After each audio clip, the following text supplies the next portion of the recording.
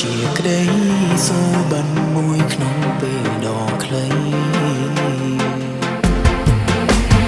ដឹងថាយើងមិនអាចនៅក្បែរគ្នាក្នុងពេលនេះពួកយើងបានបែកផ្លូវគ្នាទៅហើយខ្ញុំ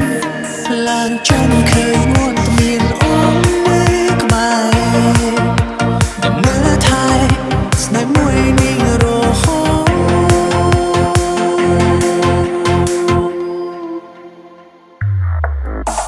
ខ្ញុំឡើងបែរជាគ្មានអូននៅក្បែរបង